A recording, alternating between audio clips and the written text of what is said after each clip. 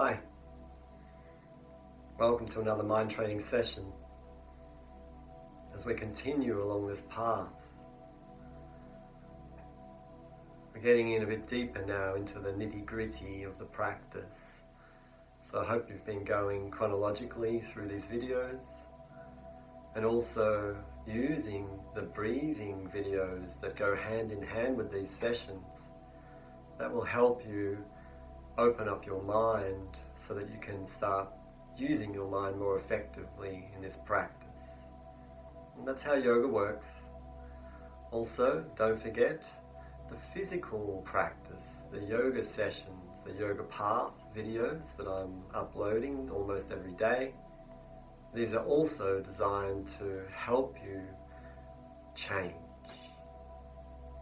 Okay, sit up straight. Close your eyes. Have a big breath in and a deep sigh.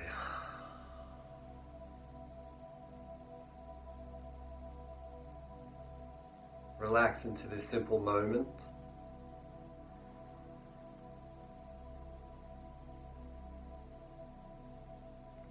Stillness, quiet.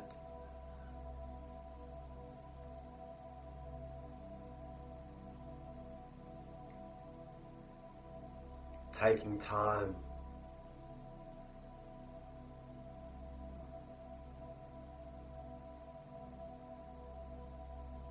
Slowing everything down in our lives, all the busyness and activity, the dramas, engagements.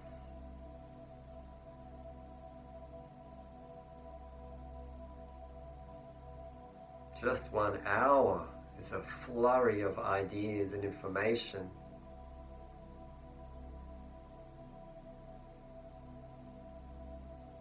It's not easy to have a centered sense of awareness, to be able to sustain that through the day as we interact with others, as we work on projects, achieving goals, tasks, getting things done. Moving. Now, we're not moving around. We've stopped.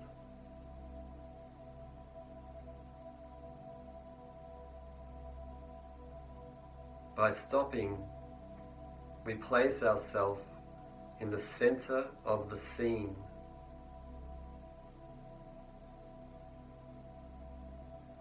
We minimize movement so that we can recognize the subtleties of flow around us.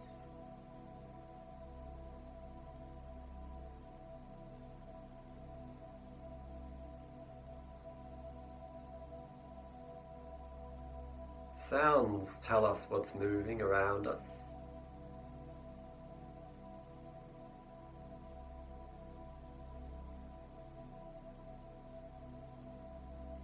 But even the concrete walls of a building are moving,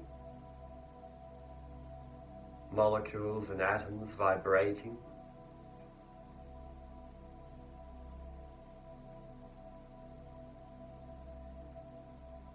The planet that we're on, Earth, is moving. It's very slowly rotating.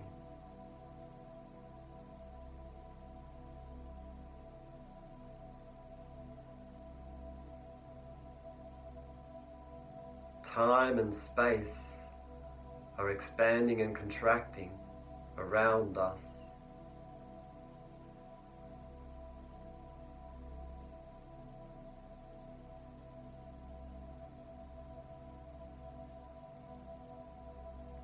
Our own bodies are moving, are alive, vibrating, energy flowing in all directions, changing every second.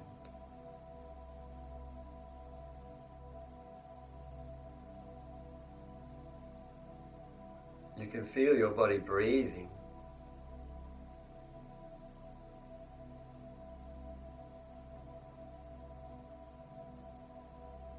So that's more movement.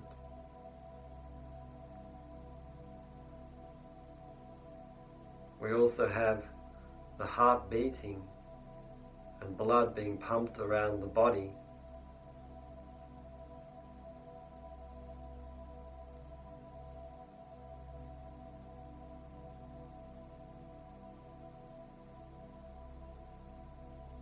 And then we have the mind, the flurry of activity of the mind.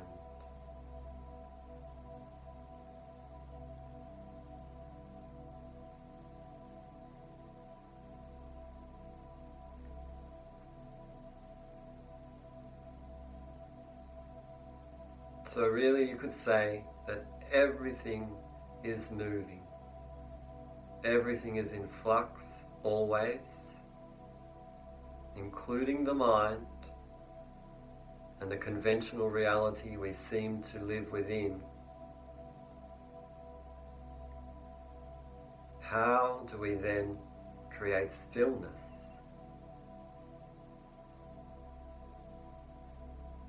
How do we become centered?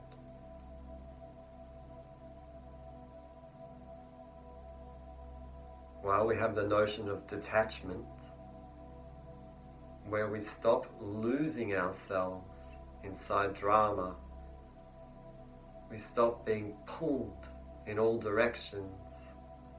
We stop reacting and overreacting. We don't lose ourselves. We don't lose our presence of mind.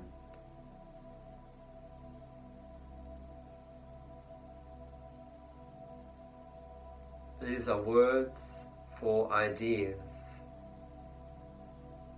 Ideas about types of feelings. Feelings of ways of being.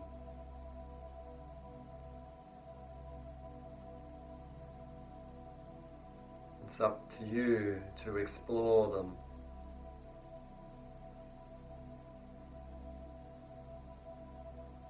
What we're doing by stopping is taking the time to familiarize ourselves with a centeredness that we rarely sustain, that we rarely keep hold of.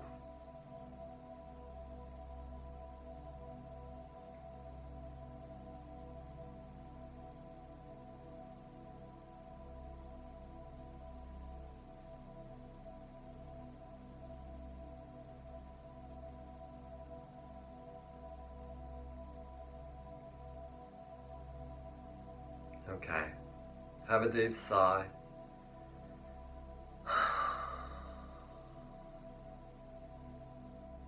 Slowly open your eyes, come back to the space.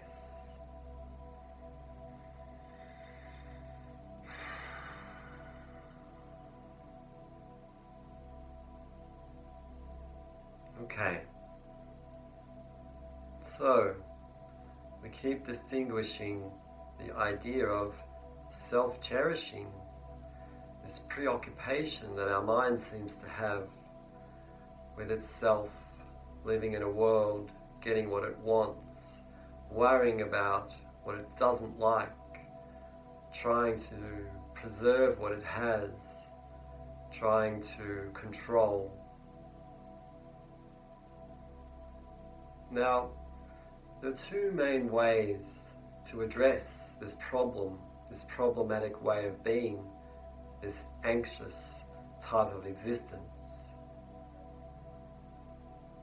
One, we can look to do the opposite of self-cherishing with compassion practices, mind training that we will do in the next few videos, the understanding of altruism, where we deliberately move away from our me, and my needs idea. And the other main approach is to understand the emptiness of the I. And there are deliberate techniques, steps, pathways to follow to do that work. We'll start today with a new topic, labeling. The way the mind is labeling everything. So, close your eyes. Be aware of your breath. A little bit in, a little bit out.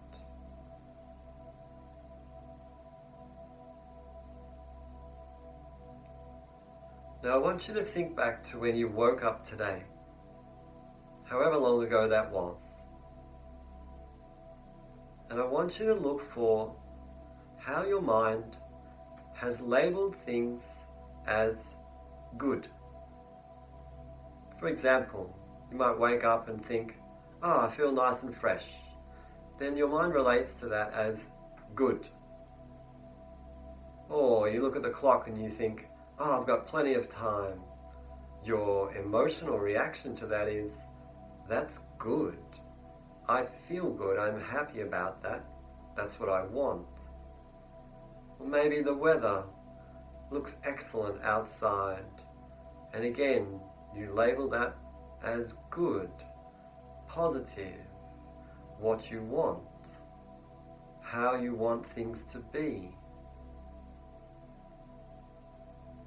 Now, there are countless moments in a day, in an hour, even in 1 minute, where the mind is labeling things as good or bad.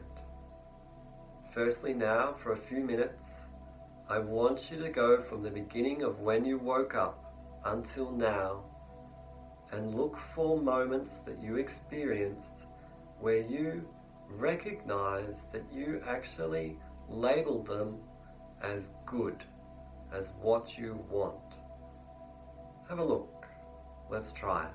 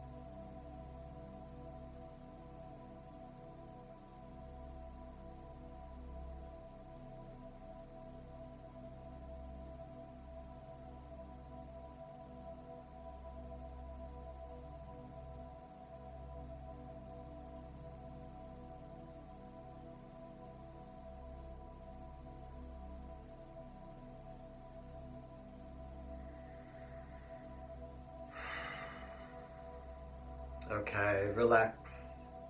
Have a sigh.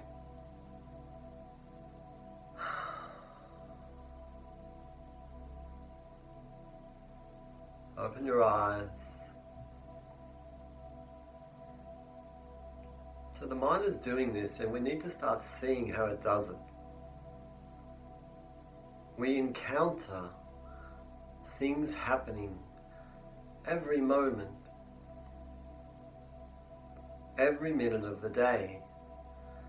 It's almost like the world is coming at us, and sometimes we feel like it's throwing challenges at us. Not only do we move through space and try to achieve things, we also feel the space wrapped around us and feel it as either a safe space, which is a good space, or a space that we feel uncomfortable in, that we don't like, and that we then need to take action to resolve. So, now I want you to look at going back from when you woke up, the first conscious part of this day, piecing together every moment until you get to now, where your mind encountered events, things, people, moments, and labeled them as bad, not what you wanted them to be. Let's just say you had your coffee and it wasn't warm enough, and your mind recognized that and then decided to take action. Or maybe you stopped at a red light and your mind went, that's not what I wanted. Or someone said something to you, or something happened to you that you didn't like, and your mind went, alarm bells, not the way it should be, this is not good. Okay? Now it can be very small moments, it can be very big moments. Just have a look. Run through your day chronologically from the moment you woke up until now. Close your eyes.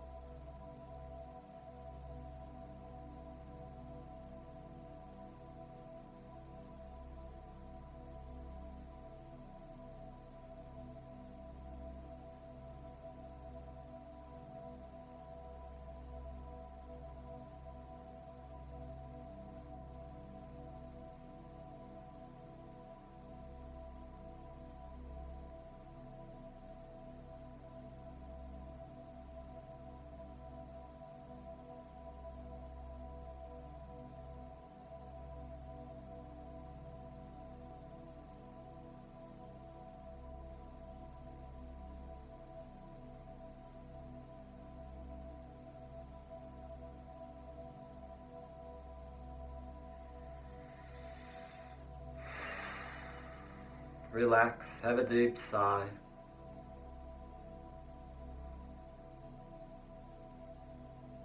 Open your eyes, come back to the scene, the space that you're in.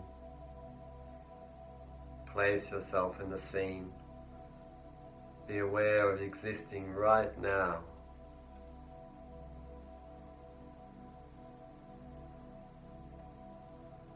Okay, so that's something that you could do in the evening.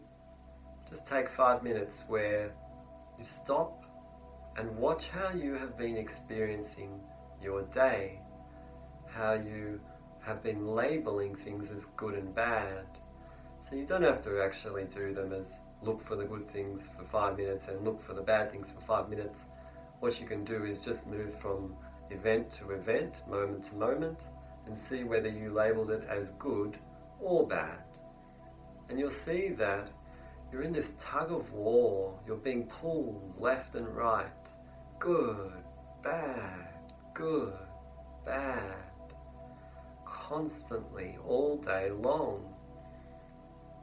This is the mind labeling what's happening.